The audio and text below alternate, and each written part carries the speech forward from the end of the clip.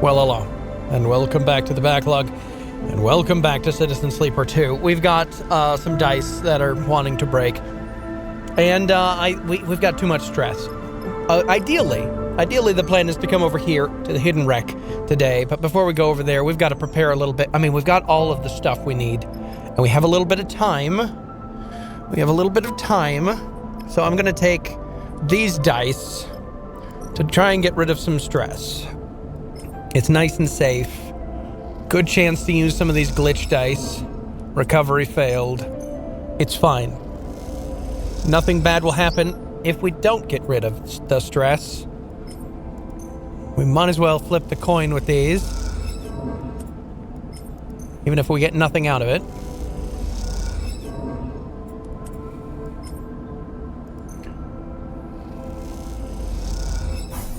There we go. Okay. Tempted to take another round of dice, because if we crack some of these dice, we can fix them, rather than cracking them on the job. So yeah, let's take another cycle. We'll play it safe. We're going to take another, that fast little cycle. Just rest and recuperate. Break! It didn't break. These ones broke. Oh, crud. We made it worse! But we're out of glitch now, so that's a good upside. Okay, and we got all of our stress gone, so we've got a little bit left here. We've got plenty of energy, it looks like. I don't think we can repair dice until they're actually broken, which absolutely stinks. But we don't have any stress now, so the chances of us breaking any dice are low. All right. Do we have anything we can do here? Now, this is engage. It's a bit risky. We can align the arrays and interpret the signals.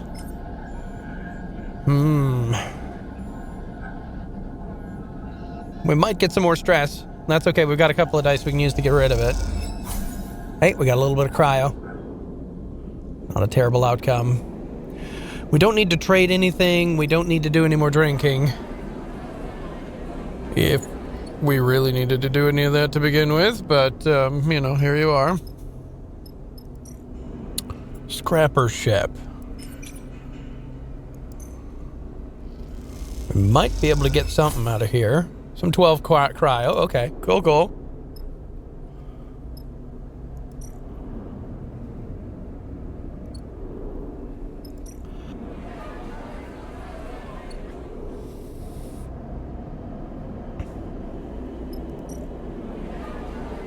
We can buy some kelp cakes. Yeah, let's get a little bit of that. And we got 2 ones. Nothing really much to do with the ones.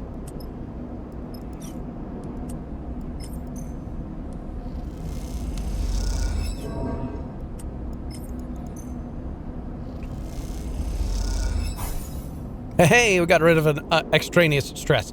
Okay, cool. Now, let's go to the map. We're going to fly over here. The hunt. Oh, yeah, so we lose 3 of the hunt during travel, even with short little travel like this. Cool. He's locked. Okay. We'll take both of them.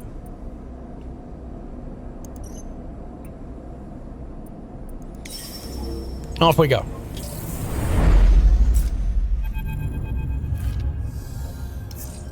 This is not what you promised. Seraphin turns to Eugene with a raised eyebrow, looking out across the field of debris scattered around the small asteroid whose gravity has kept him here. You have to agree. Where do you even start looking? Eugene shrugs, unfazed. I said the wreck was hidden. Transponder off. No flight records. It didn't say it was intact. If it was an easy job, I wouldn't have come with your crew. Could have just grabbed it myself. He winks. We're all earning our share. That's definitely more than one wreck. Bliss is leaning towards the window, staring out at the glittering debris. I see at least 3, maybe 4 different engine housings out there.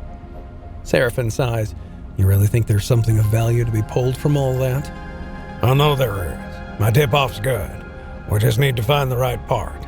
He looks out at the wide field of debris. Of the right ship. Well, let's get to go. How do we do that? What I know is that a wreck with an item of great value is out here. That's it. He unstraps from his seat. Are you all afraid of some hard work? Is that it? Seraphim starts laughing. So you're telling me we don't know what we're looking for, where it is, or what it's worth? Trust me or don't, Eugene shrugs. This will be worth your while. This is a hot tip. Sleeper, please. Seraphim turns to you exasperated. Suddenly a percussive beep. Percussive? Beep, yeah, interrupts the conversation. All of you turn your attention to Seraphim's terminal. What the? He taps a few keys. We've got an incoming ship. Their transponder just popped up. See? Eugene smiles. What did I say? A hot tip. We better claim it before they do. He jabs a finger at the readout. What have you got us into? Eugene looks innocent. I've given you a head start on a big haul. Don't waste it. I see a few obvious sights. Large bits of debris, clear hull sections. We should focus on those. Bliss unclips from their seat and glides out of the cockpit. See you lucky kids in the airlock. Ready, Cap? Eugene slaps you on the shoulder and kicks through the cockpit door. You follow, already trying to map the scattered debris in your mind. Okay, good rolls over here, decent rolls over here, some rolls over here, great. A crushed shuttle, failed escape. Scattered wrecks, ruined ships, pitted asteroids, scrap-covered rock. Or transponder signal, signs of incoming ship. Yeah, oh, right.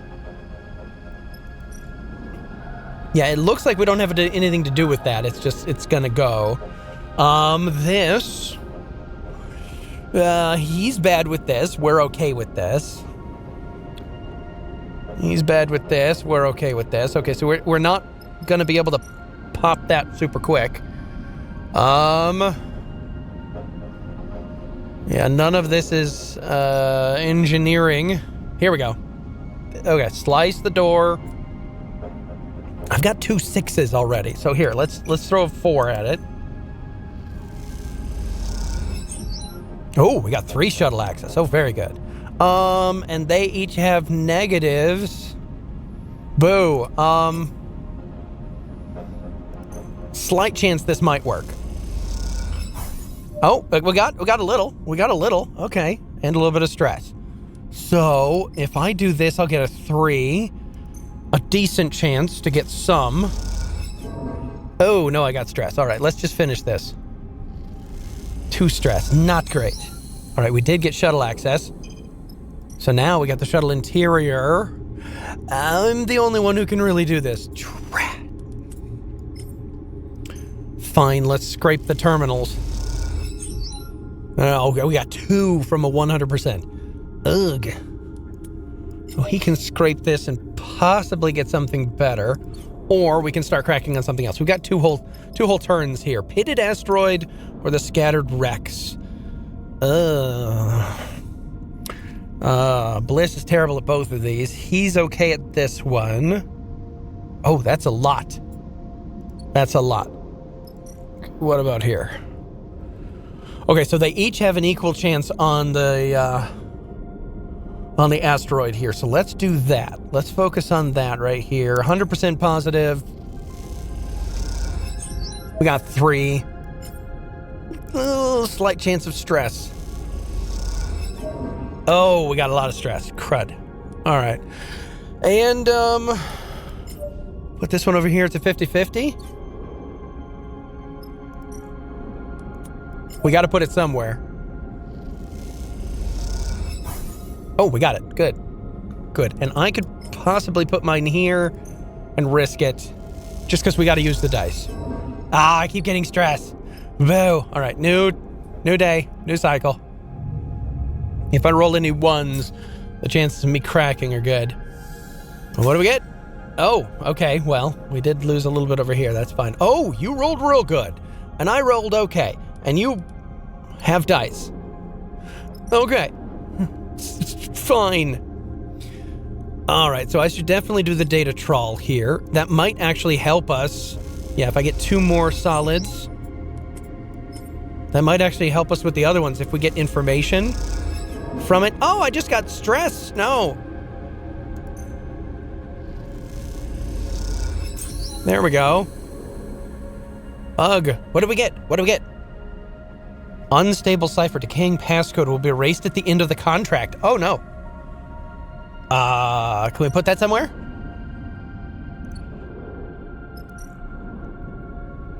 Huh. Okay, not great. Not great. Now we got 1s and 2s that'll crack us. Yeah, let's do this.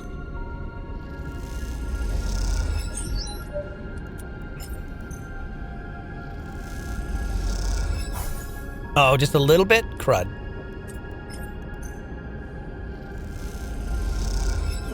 Oh, no, I keep failing at this one. Garbage. Absolute hot garbage. All right, you. What can you do? Only the dangerous things. You can only do the dangerous things. Oh, it's risky. Super risky. Oh, it's super stressful. Okay, can't do any more of that. No more of that. I wish there was something we could do with these 1s. In Citizen Sleeper 1, there was always something you could do with the 1s. You know, there was at least a little something. I can't fix these while we're... And not while on a contract, yeah. All right, 2 wasted dice. Are we gonna crack some dice? Ah, we lost 2 dice. You Jinn, you piece of garbage, where are you? The distorted voice rattles through the ship. You're all finishing your breakfast on the mess. Everyone turns to look at you, Jinn. Seraphim already shaking his head. Vesna, he says under his breath. He suddenly recalled the steel-eyed captain who confronted Eugen and the Geyer back at the far spindle. Open this airlock before I do something I'll regret. As her voice echoes through the room, you realize she must be at the rig's entry lock, using the comms panel out there to speak into the ship. Eugen? He shoots you a resigned look. We should let her in. You kick off towards the door, but Seraphim drifts between you and the exit. Sleeper, you sure about this? You can see he's angry, but he's also looking to you for reassurance. We're just gonna talk. Seraphim nods. All right, but the moment this starts to go south, he shoots Eugen a glance. We're booting them both out. Eugen follows you as you glide down to the airlock and hit the control for the exterior door. Let me handle this. Eugen gives you a nod. You've done enough. This is my ship, fine. This is my ship. He raises his hands in submission and drifts back a little. You watch as the airlock cycles, and you see the silhouette of Vesna through the viewing window as she removes the helmet of her suit. You prepare yourself for whatever comes next, hoping that Seraphim is somewhere nearby. Thank you. Vesna floats through the airlock door, her eye implants making it hard to read her expression. I prefer not to have to stand outside banging on the door. She turns to you, Jin, seeing him behind you. But I also prefer it when my contractors don't try to screw me over. What do you want? She smiles. I want, she pauses, what I asked for. I'm going to give you the benefit of the doubt and assume you don't know what you got yourself in the middle of here. She speaks plainly with a little emphasis. But if you make a move, we're going to have some trouble. This slimy garbage here, she jerks her chin towards you, Jen, got these coordinates thanks to my tip-off, and was meant to deliver them to me. She smiles and shakes her head. That was the deal. But instead, he thought he'd come and claim the prize for himself and bring you fools along for the ride. Sounds like the deal changed. Don't insult me on my ship. Vesna gathers herself. You're right, but I'm sure you can see I've been wronged here. I see we were here first. That's not on me. Tell whatever stories you want, Vesna. Until I'm paid, there is no deal. Eugen smiles. Did you pay me, Vesna? Vesna looks frustrated. You know as well as I do that payment was on receipt of the coordinates. Well, sorry to say I won't be able to deliver, Eugen shrugs. Deal's off. You piece of garbage. Vesna's hand goes to her hip. No, you're a guest on this ship. Seraphim's voice comes from somewhere behind you. Let's all remember that. You turn back to see Seraphim holding a hole bolter at his waist, its wide muzzle trained on Vesna. Vesna lets her hand loose at her side, abandoning her threat. Of course, she sighs. I thought you might all see the breach of trust in this situation, but I was wrong. I don't want to escalate this. Yeah. On that, we are agreed. She backs a little toward the airlock door. Eugen, she looks at the freelancer. Don't think I'll back off. My team can find this thing faster than any mongrel crew. She smiles. First to the prize takes all. May the better crew win. Messna ships back into the airlock and hits the control panel. The doors scissor shut. Eugen suddenly tumbles forward as something hits him in the side of his head. Idiot! Seraphin stands behind Eugen, having swung a heavy muzzle of the hull bolter directly into his head. If you ever put this crew in danger like that again. Seraphin's right. Eugen catches himself on the wall. It's okay. He wipes a little blood from his forehead. I get it. That was sloppy. Your whole thing is sloppy, Seraphin bristles. This is how you get yourself killed. As much as I'm enjoying this display of aggression and idiocy, Bliss's voice comes from behind you all, we still have a contract to complete. They push past to start suiting up, and now we have competition. We should leave. Seraphin slings the hull bolter onto his shoulder. Cut our losses. Now wait. Eugen wipes the corner of his mouth with the back of his hand. All this and you're gonna give up and turn tail? We don't have a choice. Eugen's right. Seraphin sighs. You're right. All right. He glides over to Eugen and pats him on the shoulder. Time for you to prove your worth. I'll be watching. Okay. All right. I've lost 2 dice. You are the worst. What are you doing, Bliss? Terrible. Terrible turtle harm. What do they got? We got 3 turns to find it? Okay. No more cracking of dice here. No more cracking of dice, which means I gotta play my dice perfectly. And none of this is helpful. Garbage scow. All right, Bliss. You start us off here. Come on, 2. Just 1? You can do better than 1. 50-50? No, not good. All right, I don't want any more stress from you. Okay, I just need 2. Not the bad one. I'll take the neutral one or the good one. Not the bad one! Now 3s will crack my dice. Thank you. Sheesh. Gather the scrap. Among the debris, parts of this cutter are still in good condition. With some work, you might be able to extract some good scrap. Well, that's nice. But I doubt that's what we're looking for. Scattered across this asteroid are blasted hull plates and bulkheads. There's good scrap to be found here, if you're willing to search.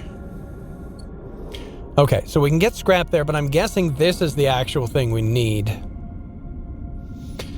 We can dive the debris with this, but this doesn't look good. It's dangerous. He'll probably just end up cracking entirely.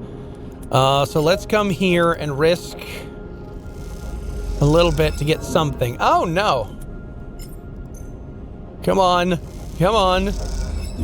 Oh, no. He's gone. He's not going to be helpful at all. And I'm probably going to lose at least 1 dice. If not 2. Oh, yeah. No. All right, so should we try and do this? Blarg. I've only got 2 good dice. Oh, and you can't do anything. Right now, you are worthless. All right, let's throw both of these here, then.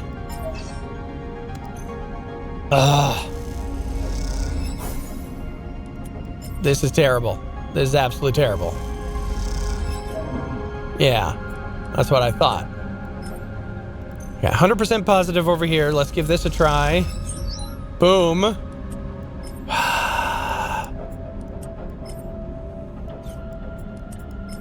We might as well try for the big. Try for the big. Okay, we took a little bit of stress. Oh no. How are my supplies doing? We're down to 2 supplies. I'm probably gonna crack another die. I did not. Okay. And you again. Terrible. Terrible. Get me some stuff. At least something. Pull your weight, please.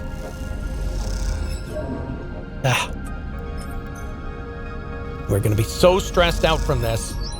Okay, I just need 2. I just need 2. I'm gonna risk it. I'm gonna risk it for a Trisket. No! Okay, no, we did get it, but we did get a stress, though. New location discovered. Oh, hey, we got it. Unlocked with the cipher. The wreck's outer door is sealed and reinforced. The wreck's doors grind open and a dark, unstable cipher got lost. And the wreck is unlocked. Oh, now we just need to slice the wreckage. Or clear the doors. Oh, no, it's terrible. And this is our last cycle.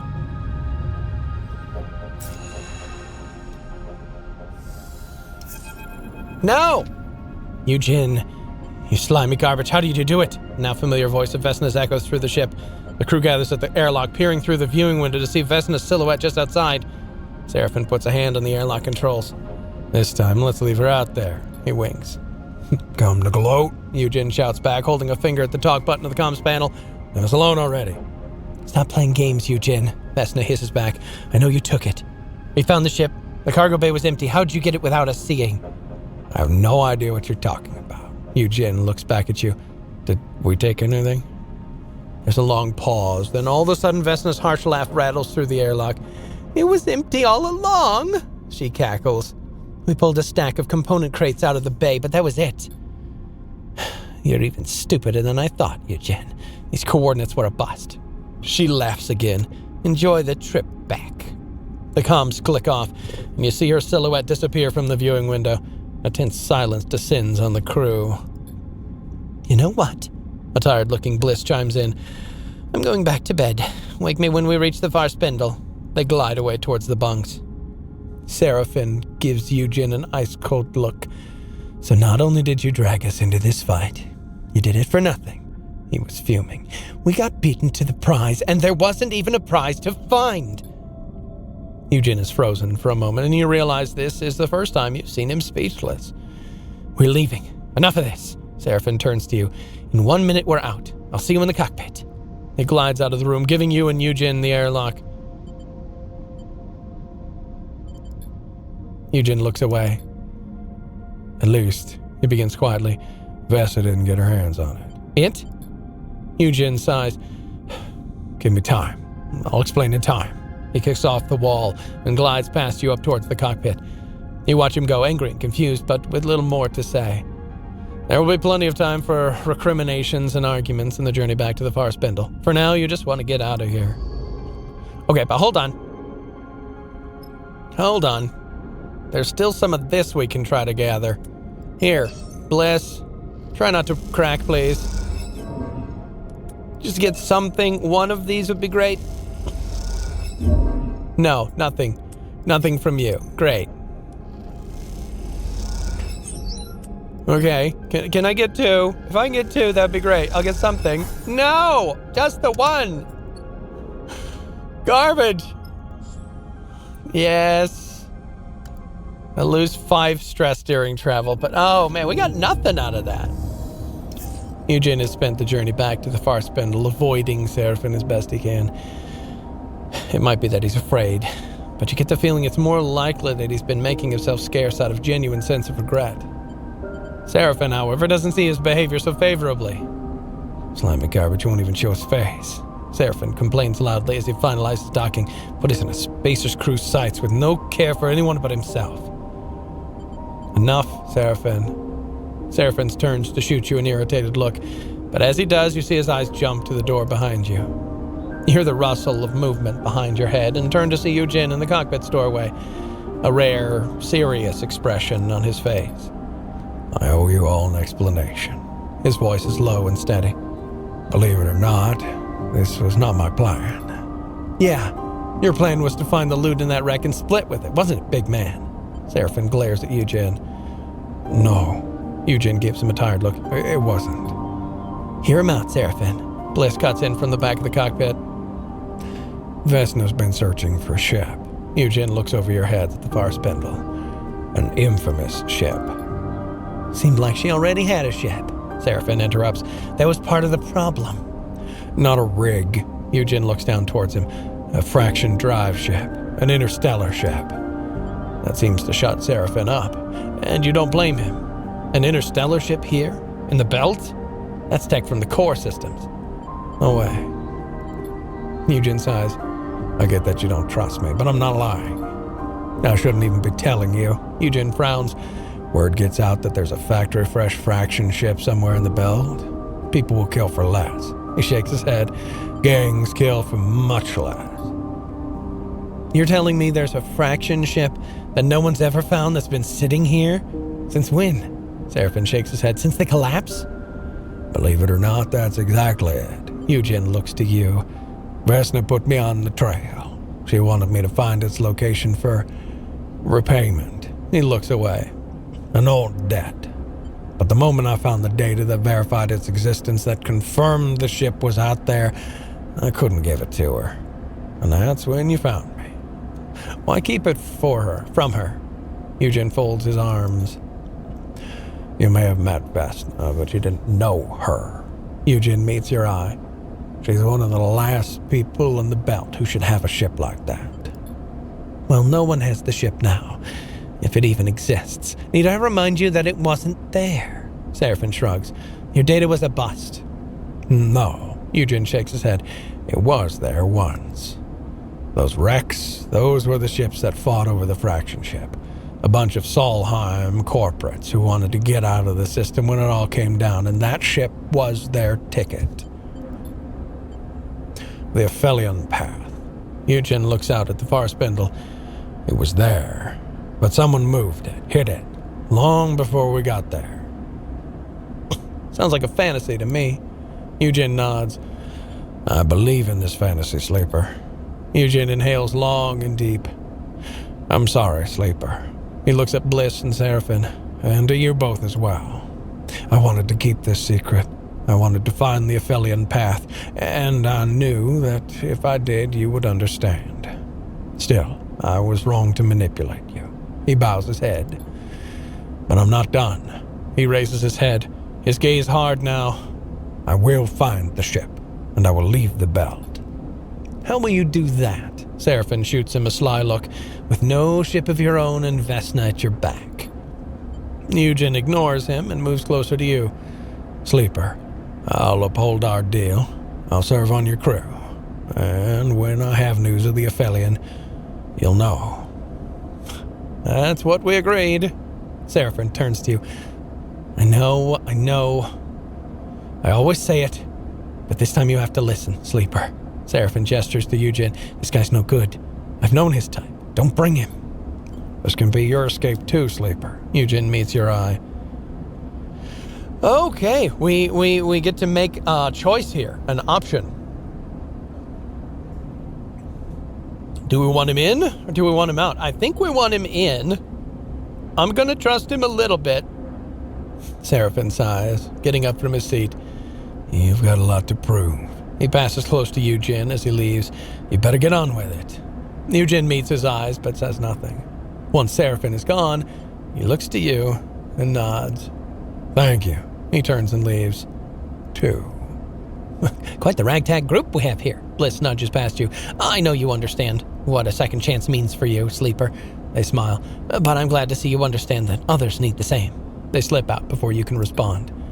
You stare out of the cockpit at the lights of the far spindle. You hope Eugene understands his mistake. And you hope even harder that Vesna doesn't hold a grudge, even though you know for a fact she does. You sigh. The bunks are going to need expanding at this rate. Sleeper. Seraphin catches your attention. Oh, I just got recruited Eugene to your crew as a achievement here on Xbox Game Pass. Seraphin catches your attention as you go to leave the ship. Can I have a minute? Sure. Seraphin ducks into a maintenance passage and waits for you to follow. In the narrow passage, framed by loose wires and thick conduit, Seraphin looks suddenly small, trapped. He looks at open circuitry panel as he speaks, avoiding your gaze. You see he's playing with a coin in his hand, nervously spinning it in the air. Since we cleared Hexport, I've been putting feelers out for something. He rubs his hands nervously. I've been in the belt a long time, and I came here alone, but back in Darkside, just before we made a break for it, I heard something. I heard someone was looking for me. He pauses, trying to organize his thoughts. Who's after you? I also heard something else. They said the person looking for me claimed to be my sister. He waits for your reaction. You have a sister? I did, yeah. Or, I do. He shakes his head. But I don't even know if it's really her. Just because someone says they're my sister. Well, I can't be sure. The thing is, I haven't seen my sister in a long time. I was still a kid when I left. So was she. Though I don't think she would have liked to admit it at the time. He smiles to himself. I know you don't remember how it was back in Darkside, I mean. He sighs. But we were alone, you and me. Lane didn't let us out much, just to work, and that was all. So when I ever heard one of his guys mention someone was sniffing around trying to find me, I didn't know what to think. He frowns, and then hearing it could have been my sister, he goes quiet. You try to recall that time, the cycle spent under Lane's influence, working for him in exchange for stabilizer. You close your eyes, focus, but the details flicker, the images collapse and reform. Has Seraphin told you this before? Was this all a part of your plan? You wanted to go find her? Yes, he shrugs. It changed things for me when the thought that she couldn't be out there. Don't get me wrong, I wanted to get you out of there too. He pauses. And you sense he's finding this difficult. I know it doesn't matter now, but I told you about her back then before. I'm sorry, I don't remember. It's okay, Sleeper. I understand. Since we got away, since Hexport, I've been asking around, speaking to spacers, traders, and the like. As I said, something has finally come up. It seems whoever was trailing me left Darkside pretty soon after Utsubo caught wind of her sniffing around. I doubt they made her feel very welcome, but I managed to get a name. The name she gave, Luz, wasn't my sister's, but that doesn't mean much. It gave me something to follow. She bounced around the wash a little, far spindle, flotsam, not sure why. He squints at a loose wire. The last thing she did was book passage to Wellspring on a Lotic freighter. That's it. How do you know this? Mostly ship manifests, some port records, a few favors on the quiet. I want to go to Wellspring, Sleeper. I know if it's really her, and if it isn't, to settle what needs settling. Nah, I don't know that. I don't have access to the map. I don't know what we're doing. Right. He looks away. But I need to do this. He takes a breath. With or without you. We'll go. Just not now. He nods and says nothing. Well, that's it. Seraphin squeezes past you in the corridor and glides back towards the engine room. You watch him go, wondering what other parts of your past together have been lost. All right, we got a new drive, and we've lost several of the hunt going on here. Let's go grab some... Oh, let's see, we need food, supplies, if you will. Fill the supplies, thank you. We might as well fill our tanks. That was not a very good contract we just had. Not super awesome.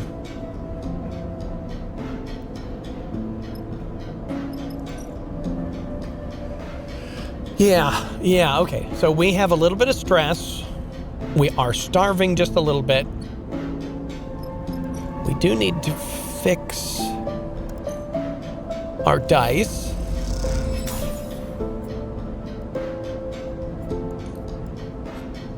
Improvised dice repair. Scrap components. Okay, so we need to find some scrap components. We need some food to get us some energy.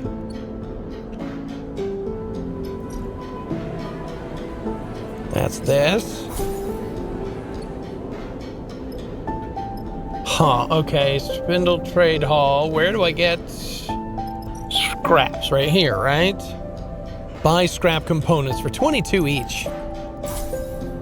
Yeah, those are expensive.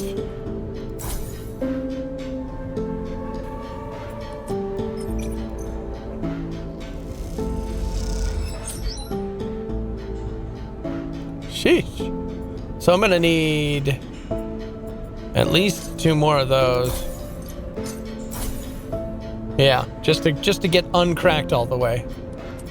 What's the chances here? Okay, we did lose an energy. We got 3 cryo. Not a great outcome. Should have used that to get rid of some more stress. Oh well. Let's go fix our dice. And then we get to travel.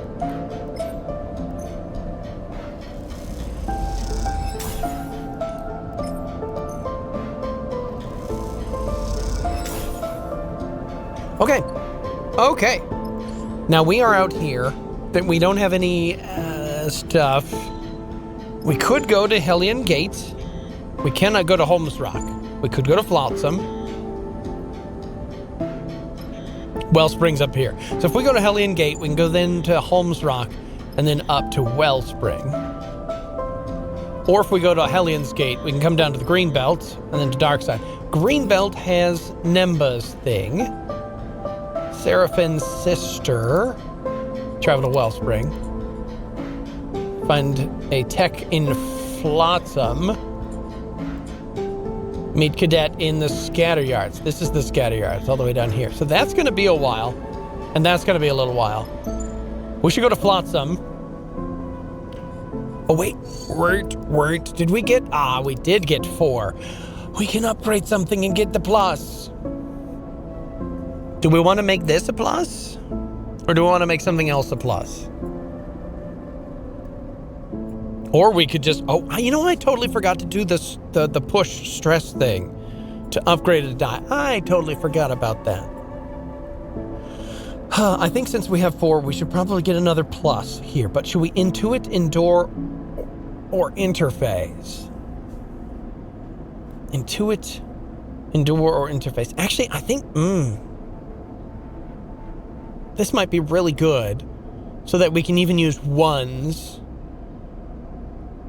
But that's kind of what this does.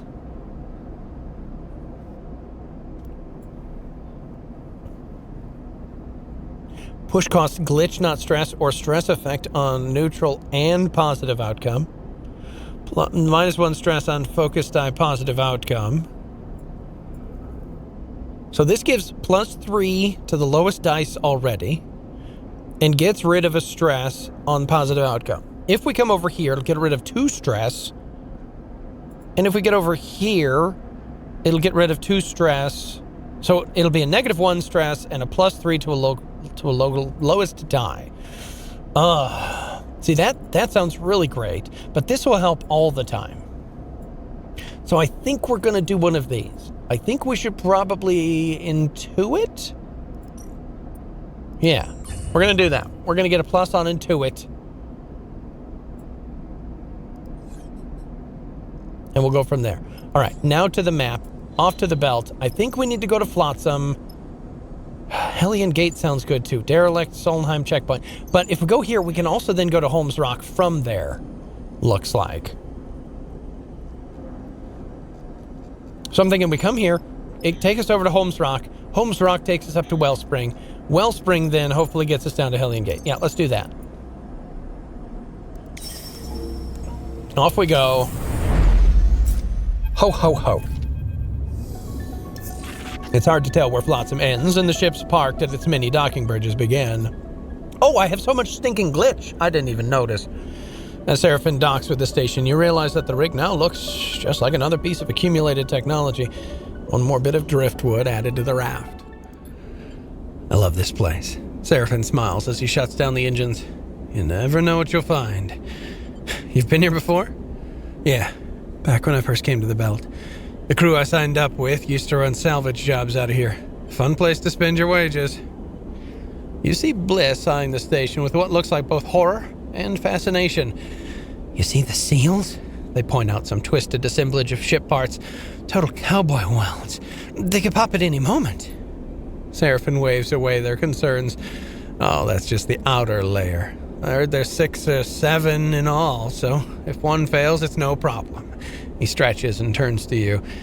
You've got to taste some of this stuff they grow in old Taki. He kisses his fingers. That's the good stuff. Oh, great, Bliss sighs. So many layers of redundancy and fallbacks that you have no hope of isolating a leak and fixing it. They rap on the wall of the rig. Sounds like a ship I know. Defend the rig. Agree with Bliss. Well, They smile as you join into the joke, but Seraphin doesn't look impressed. She got you out here, didn't she? He looks between the two of you. No sense of gratitude. I was joking. Bliss looks a little hurt and drifts out of the cockpit, shaking their head. You go to follow, but Seraphim puts a hand on your shoulder. Sleeper. He looks suddenly serious. Remember what I said about getting checked out. There are artifacts all over the place. It'll take a bit of searching, but we need to know what's going on with you. He meets your eye. That's why we're here. Good. Seraphim nods. Let me know what they say. I'm going to go see if any of the old haunts are still open. He drifts out of the cockpit with a mock salute. Catch you later. You're left alone in the cockpit with a view of Flotsam's chaotic structure. You look over the multicolored plating. It does, you admit, have a certain charm. Okay, let's see what kind of charm we got here. There is one place. The hub. We gotta go. Oh look, both of these are a plus for us. Yes. Perfect. Love it. Though we've got 3 glitch dice, so it's not really gonna do much. So let's go lose a little bit of energy, I guess. Yeah.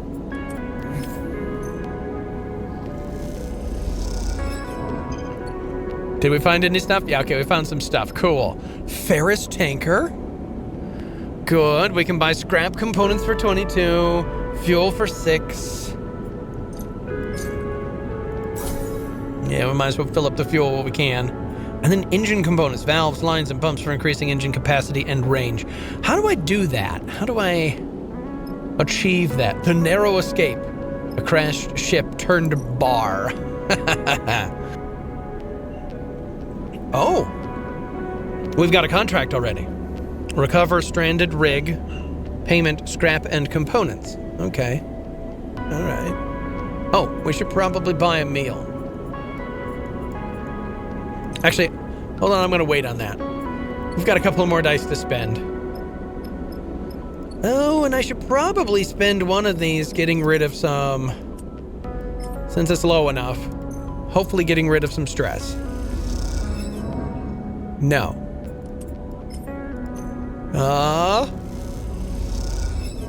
No. Well, at least the negative result is just no, rather than actually losing something. All right, off to Betty Bye. Let's get some more glitch. Yes, more glitch. Yes, I am starving. What is this? Why is there a slash over it? I don't know. All right, first things first, let's go buy a meal. Yes, good, good. No longer starving. We got more glitch going on. Suppose we might as well do this. We've got 4 more to look for. Good, good.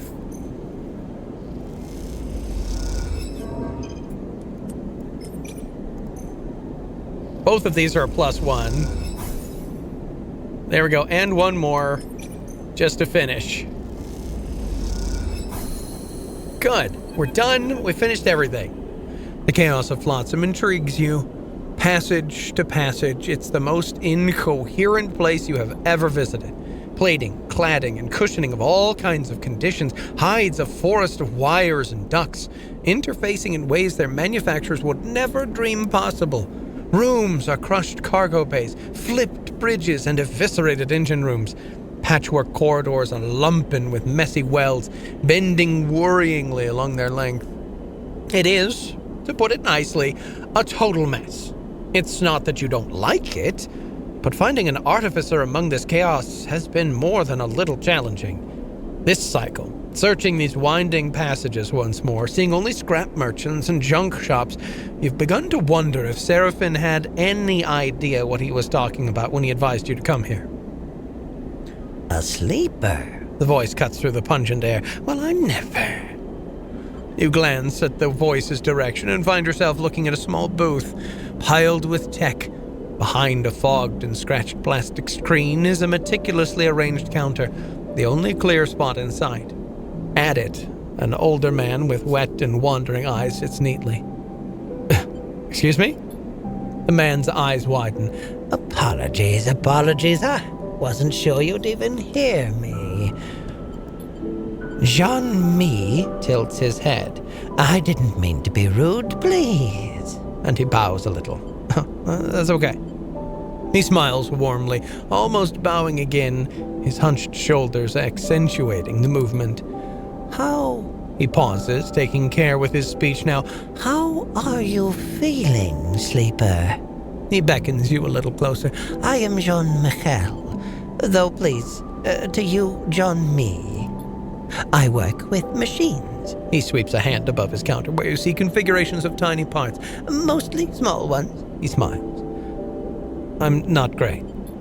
Of course. He chops with his hand to indicate a stool with a leg bar, meant for perching beside his counter, and such is the clarity and persuasiveness of this motion that you obligingly sit. Your presence is a rare honor here. He smiles and looks down into his lap. I'm sorry if I make you uncomfortable. I'm just very pleased to see you. Can I help you with something? I was more imagining I could help you. I can see your journey to me has not been easy, he says with genuine concern. You track his eyes across your body, noticing the scuff marks on your thick vinyl-like skin, the replaced and broken parts of your body, the marks of violence. You pull your jacket a little tighter. Jean-Mi folds his hands, one over the other, and places them on the counter. I do not know what your experiences have been, but I want to assure you that I see you as a person, a being, a soul, shall we say, as valid as any other. You look at Jean-Mi, his own age and wear also evident. A life of precise and careful work, shaping his body into a reflection of his process.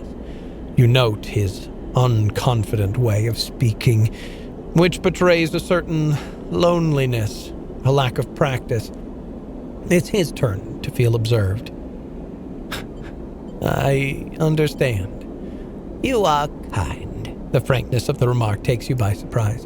He looks down at his counter and begins to take apart a tiny piece of machinery that sits there. Many years ago, when I began my apprenticeship, I would find that whenever I saw something that, how to say, was not working well, I was fixated on it and its repair. He tinkers with the parts, twisting them precisely. Of course, the belt is filled with this kind of dysfunctional detail. And so I was busy for many years with these small fixings. He smiles in reminiscence.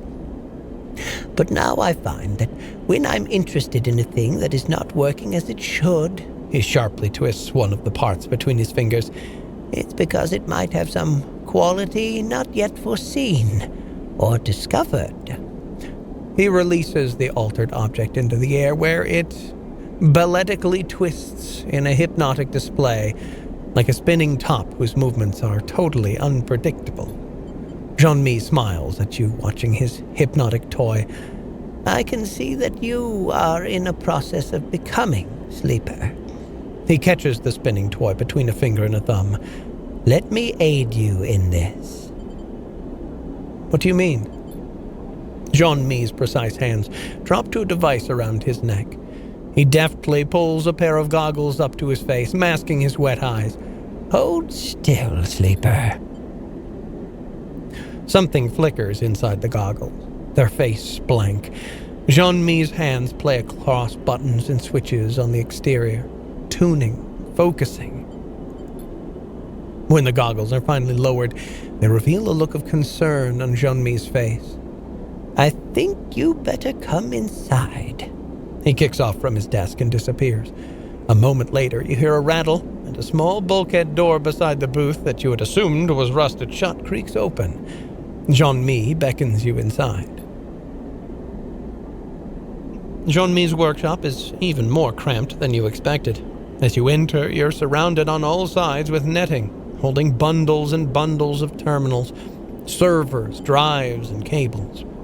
At its center, a padded seat and a set of articulated limbs mounted with sensors and tools fill the space. The seat, please. Jean-Mi gestures at with a polite smile. Yeah, let's sit. You tentatively settle into the seat, slipping your arms and feet into the straps meant to keep you from floating out of it in 0G. Jean-Mi floats beside you. He looks across your body. There is damage here. I see that. We'll get to that. But I see something else here as well. This is why you came. He looks at you solemnly. Yeah. Though I've never met a sleeper, I have studied them. I was lucky to acquire some materials from SNARP some time ago, in the interest of my own endeavors. He begins arranging a series of sensors around you on articulated arms. You are pleasingly distinct from those materials. His eyes flash with excitement. Am I right in thinking you've been modified? I rebooted myself. Yes, I see that your dependency on stabilizer, on the immune recording portion of its makeup at least, has been broken. He gives you a precise look. But that is not all. You are physically modified, not externally but internally. He carefully positions the final sensor. Your tracker is disabled, which makes it impossible for SNARP to find you. Congratulations. He smiles broadly. But this is not all. You've been modified, yes, but you are also being modified as we speak. You feel a strange claustrophobia, Jean-Mi's statement. Modified? Seraphine rebooted your system, ran the recoding protocol, but that shouldn't have physically changed you. It only removed your planned obsolescence. How? Jean-Mi goes to a terminal and flicks a switch through the back of the translucent screen. You see a nodal web at the vague shape of a sitting body. Your body. These changes appear to be complex, subtle but consistent. Jean-Mi goes silent as he taps at the terminal. The representation of your body rotating and unfolding in unsettling motion. What changes? See here. He points at a flickering representation of your spine, tracing a line towards your head. Your nervous system is growing additional nodal points, here and here. Meanwhile, your emulation interface is growing an umbilical access port, though towards what end I'm unsure. You instinctively reach back and touch the base of your head. As you do, the scan flickers and screeches with noise. You feel for something there, growing under your thick vinyl skin. Can you feel a lump, or is that just your imagination? You pick at it. Jean-Mi sighs and shuts off the terminal. The changes are partial, and in all honesty, he gestures sharply at the sensors. The resolution is too poor. I need to run a full diagnostic, but for that I would need... He drifts over to another terminal and brings up screens and screens of text and diagrams. Yes, some kind of medium to hold your suspended emulation. The access jack I can build myself, but we will need to bridge your emulation. Jean-Mi speaks quietly, almost to himself. A ship mind would be ideal for this. Would have to be high capacity, a prime ship mind, Solheim in origin. Perhaps Hylian Gate might hold records of that were in the system. He taps at the terminal. Jean-Mi turns back to you. Yes, the prime ship mind is essential if you wish further investigations to be done. I will need this above all. He thumbs the terminal off. I am sorry to say, Sleeper. I'm gonna need a minute. Of course. Jean-Mi busies himself with taking down the sensors and folding away the articulated arms. As he does, you try to calm yourself. You feel as if you have worms under your skin, and it takes you all your focus not to pick at its seams. Jean-Mi suddenly but gently places a hand on yours. Please remain calm. He puts a carefully restored rare component in your hand. This can help you. Jean-Mi waits for you to fall silent.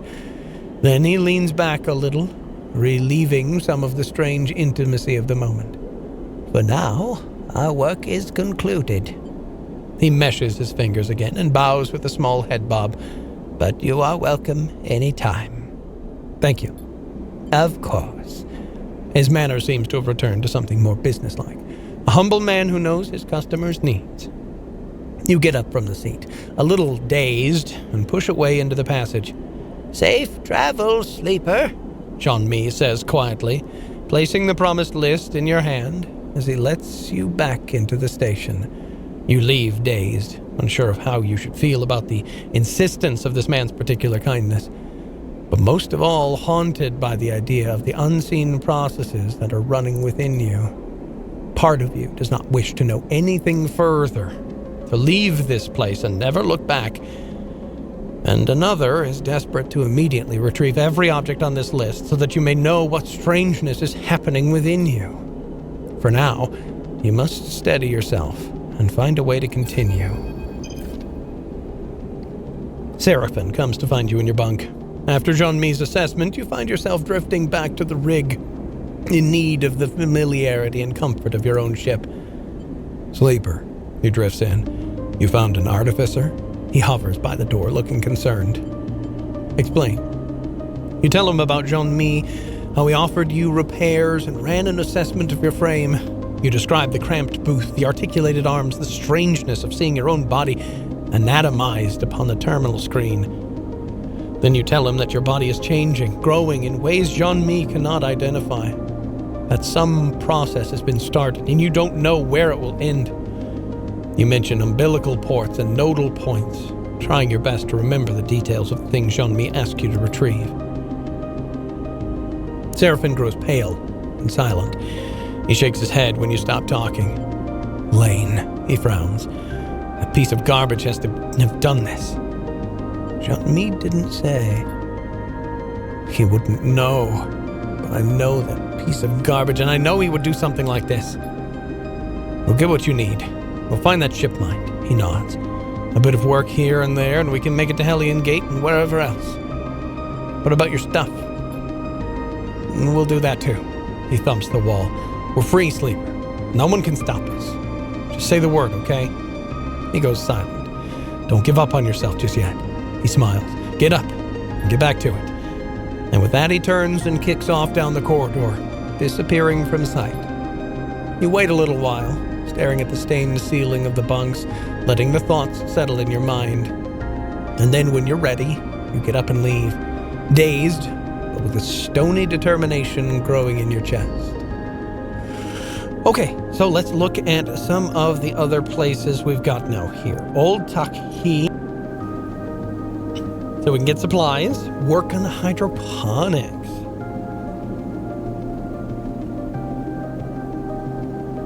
Okay, so we can get money here. Flotsam integration. Integration means meshing systems as well as scrap. The integrators will pay for anyone skilled with meshing networks or Flotsam maintenance. Okay.